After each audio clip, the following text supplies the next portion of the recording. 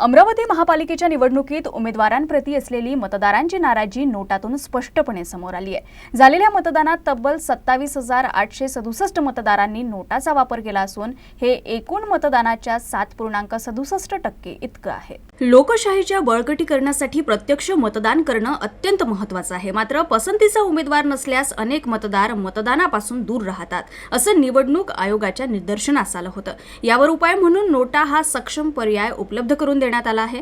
या महापालिका निवडणुकीत 22 प्रभागांमधून 87 सदस्य पदांसाठी 661 उमेदवार निवडणूक रिंगणात होते। यामध्ये 126 अपक्ष उमेदवारांचा समावेश होता। उमेदवारी वाटपाचा घोळ मतदानाच्या 3 दिवसांपूर्वीपर्यंत सुरू होता।